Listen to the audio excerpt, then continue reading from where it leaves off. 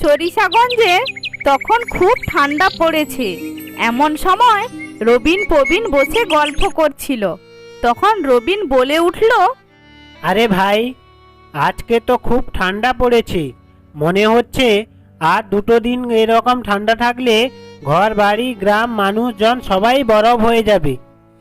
হ্যাঁ রে ভাই, তুই ঠিক কথাই বলছিস। এখন তো রাতে জল খাওয়া যায় না, মনে হয় জল পুরো বরফ হয়ে গেছে। আচ্ছা বল তো, আজকে তো শম্ভু এলো না তো? হ্যাঁ রে, আমিও বাড়ি থেকে আসার পথে তো শম্ভুকে দেখিনি। এমন সময় শম্ভু হঠাৎ এসে উপস্থিত। তখন রবিন আর প্রবীণ দুজনেই চমকে উঠে আর বলে, ওরে বাবা, তুই তো আমাদের ভয় পাইয়ে দিলিস। সত্যি তুই পারিস বটে। তা কোথায় ছিলিস বল তো? কতক্ষণ আগে থেকে আমরা এখানে বসে আছি, দুজন তোর জন্য অপেক্ষা করছি। কি রে, কিছু বলছিস না যে? কি হলো তোর? আমার কাজ ছিল, তাই আসতে পারিনি। তা তোরা এখানে বসে আছিস, বাড়ি যাবি না নাকি? যাব না মানে? তোর জন্য তো আমরা দুজন এখানে বসে আছি। আর আজকের যা ঠান্ডা পড়েছে, আর কিছুক্ষণ বসে থাকলে আমরা তিনজনই এখানে বরফ হয়ে যাব। হ্যাঁ চল তাড়াতাড়ি, মা আমার জন্য অপেক্ষা করছে বাড়িতে। এই বলে রবিন প্রবীণ দুজন বাড়ির উদ্দেশ্যে রওনা হয়। দুজন একটু এগিয়ে যখন পিছন ফিরে দেখে শম্ভু সেখানে দাঁড়িয়ে আছে। তখন রবিন বলে উঠল, কি রে, তুই সেখানে দাঁড়িয়ে আছিস, বাড়ি যাবি না নাকি? না রে, তোরা যা, আমি একটু পরে আসছি। কিন্তু অনেক রাত হয়ে যাচ্ছে, তুই এখানে একা একা কি করবি? চল বাড়িতে চল। আমি বললাম না, তোরা যা, আমি পরে আসছি। এই কথা শুনে রবিন প্রবীণ দুজন বাড়ি চলে যায়।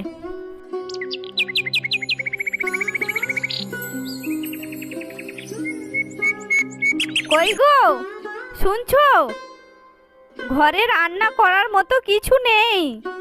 তুমি কিছু টাকা দাও, আমি বাজার করে আনি। না হলে তুমি গিয়ে বাজার করে আনো। না হলে আজকে সারাদিন না খেয়ে থাকতে হবে, এই আমি বলে দিলুম। হচ্ছেটা কি? এত চিৎকার করছো কেন? আমার কাছে কোনো টাকা নেই, তুমি এখান থেকে যাও এখন, আমার খুব ঘুম পাচ্ছে। শম্ভুর মুখে এই কথা শুনে সন্ধ্যা খুব কষ্ট পায়। শম্ভু কোনো দিন সন্ধ্যার সঙ্গে এভাবে কথা বলেনি। তখন সন্ধ্যা কিছু না বলে চুপচাপ ঘরের মধ্যে চলে যায়। শম্ভু পুরো দিন ঘুমিয়ে আছে। যেই রাত হলো, এমন সময় শম্ভু, ও শম্ভু, বাড়িতে আছিস? বৌদি, ও বৌদি, আরে কেউ কি বাড়িতে নেই নাকি? ঘরের মধ্যে থেকে কোনো সাড়া না পেয়ে প্রবীণ সেখান থেকে চলে যায়।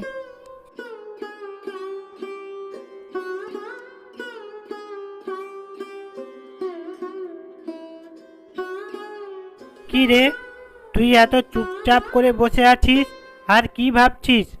তাছাড়া শম্ভুকে কোথাও দেখতে পাচ্ছি না। ও কোথায়? ও কি আসেনি? জানি না, আমি তো এখানে আসার আগে শম্ভুর বাড়িতে গেলাম, কিন্তু অবাক কাণ্ড, ওদের বাড়িতে কেউই নেই। আমার মনে হয় শম্ভুর কিছু একটা হয়েছে, আমাদের ওর ওপর নজর রাখতে হবে। প্রবীণ, কেমন একটা দুর্গন্ধ আসছে না? তুই শুনতে পাচ্ছিস? কি বললি তুই? আমার ওপর নজর রাখবি? তোদের এত বড় সাহস? কে তুমি?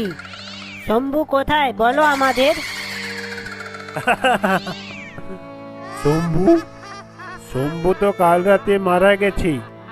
শম্ভু কাল এখানে আসছিল, হঠাৎ আমাকে রাস্তায় দেখতে পেয়ে ওর হার্ট অ্যাটাক হয়ে যায় আর ও সেখানে মারা যায়। আর আমি হলাম পাশের গ্রামের মদন, আমিও মারা গেছি কিছুদিন আগে। আমার ছেলেমেয়েরা আমার শ্রাদ্ধ দেয়নি, তাই আমার আত্মা শান্তি পায়নি।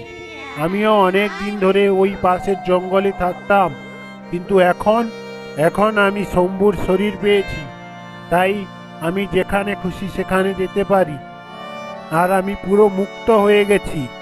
সবাইকে মেরে ফেলবো। আমাদের ছেড়ে দাও, আমাদের মেরো না, আমাদের ছেড়ে দাও। ছেড়ে দেব? আমি কাউকে ছাড়বো না, তোদেরও মরতে হবে। হা হা হা হা হা হা। বাঁচতে চাস তো চল এখান থেকে পালাই তাড়াতাড়ি করে। এই বলে ওরা ওখান থেকে দুজন পালিয়ে আসে। পরের দিন সকালে মদনের ছেলেকে প্রবীণ ও রবিন দুজন মিলে সমস্ত কথা খুলে বলে। তারপর মদনের ছেলে তার বাবার শ্রাদ্ধ শান্তি করে, তার আত্মাকে শান্তি দেয়, আর মদন শম্ভুর শরীর ছেড়ে চলে যায়। তারপর শম্ভুরও সৎকার করা হয়।